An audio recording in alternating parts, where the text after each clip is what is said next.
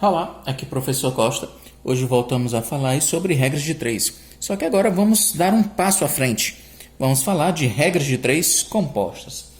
Seguinte, a regra de três simples é um método matemático para se resolver problemas, certo? Que envolvam grandezas diretamente ou inversamente proporcionais.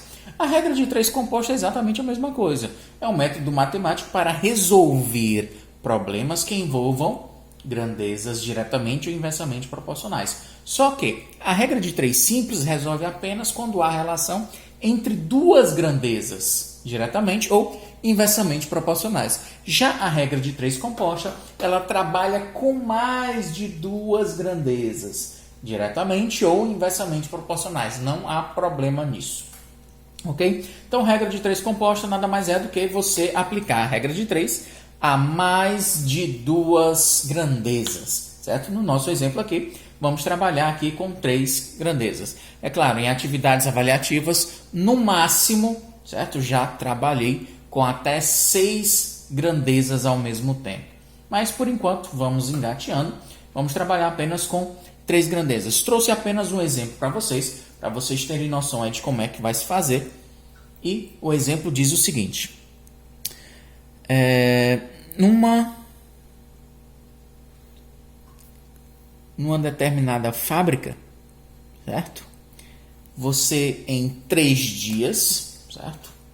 Você em 3 dias produz 360 metros de tecido, fazendo funcionar 8 máquinas, certo? Você em 3 dias fabrica 360 metros de tecido, funcionando 8 máquinas, certo?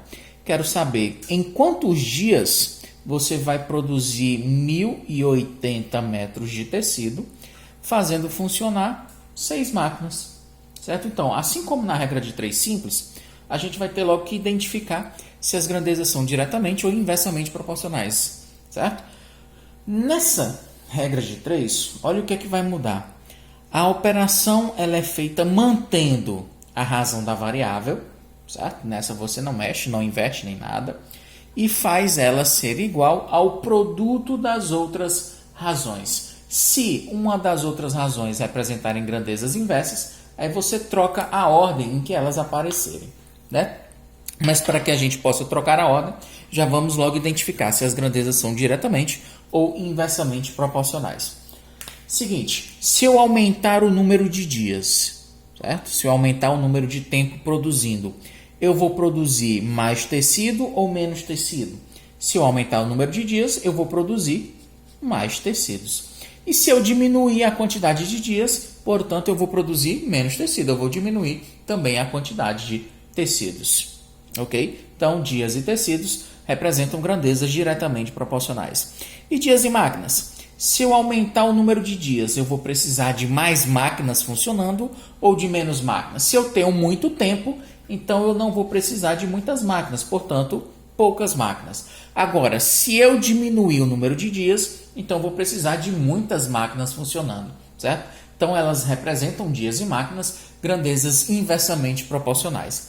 Então, as duas primeiras são diretas e a última, ela é inversa. Olha como vamos montar a nossa razão. 3 está para x, é a razão que possui a variável, assim como 360 está para 1080, vezes a próxima representa a máquina. Ela é uma grandeza inversa, portanto eu devo inverter a ordem, vezes 6 sobre 8, certo? Aí na hora de multiplicar, é claro, sempre verifique se há algum número que eu possa simplificar, facilita a sua vida. Eu estou percebendo que 360 e 180, ou melhor, em 1080, são múltiplos. 360, se eu multiplicar ele por 3, vira 180. Então, vou reescrever. 3 está para x, assim como 360 dividido por 360 é 1. 1080 dividido por 360 vai dar 3. Assim como 1 está para 3, vezes 6 sobre 8. Professor, se eu não conseguir perceber que eu posso simplificar, então você multiplica numerador com numerador e denominador com denominador. Não tem problema. Você só vai trabalhar com números maiores. 3 está para x, assim como 1 vezes 6 é 6. 3 vezes 8 dá 24. Trazendo aqui para cima, nós temos, aqui eu vou aplicar produto dos meus igual produto dos extremos. 6 vezes x são 6x. E isso tem que ser igual a 24 vezes 3. Vamos multiplicar aqui. 6x vai ser igual a 3 vezes 4 são 12, o excedente é 1. 3 vezes 2, 6, mais 1, 7. 72.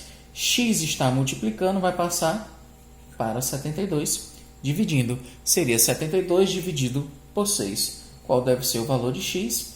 72 dividido por 6, vamos fazer a continha. Deixa eu apagar aqui em cima.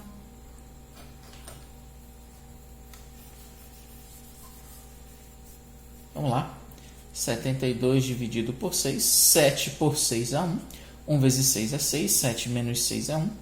Desceu 2, 12 dividido por 6 é 2. 2 vezes 6 é 12, menos 12 dá nada. Dá exatamente 12. 12 o quê? Lembra, x representa dias. Na tua resposta, não esqueçam de colocar. Vamos lá, de acordo com a pergunta. Quantos dias devo produzir 1.080 metros de tecido com 6 máquinas, né? Devo produzir 1.080 metros de tecido em 12 dias. Professor, e se as grandezas forem diretamente proporcionais? Então, você não simplesmente inverte nenhuma das razões. Por que nós invertemos o 8 e o 6? Porque o número de máquinas era uma grandeza inversamente proporcional a dias, no nosso caso dos problemas. Então, ao invés de ter escrito 8 sobre 6, como ele era o inverso, eu tive que trocar a ordem de 6 para 8. Se fosse direto, 3 está para x, assim como 360 está para 1080, vezes 8 sobre 6. Mas como ela era inversa, eu troquei a ordem, certo? Do 6 por 8, de 8 sobre 6. O restante das continhas vocês já estão aptos, já estão trabalhando com ela há mais tempo, certo? Aí não vai ter dificuldades nem grandes problemas de se resolver, certo? E é claro, como a gente está falando aí sobre... A gente está resolvendo problemas, né? A gente está solucionando situações, problemas. Então, não deixem de verificar, certo? E também dar a resposta de acordo com a pergunta da questão, certo? Então, galera, sobre regras de 3 compostas, realmente é só isso. Não tenho muito o que acrescentar na regra de 3 simples. Obrigado pela atenção e até a próxima. Valeu!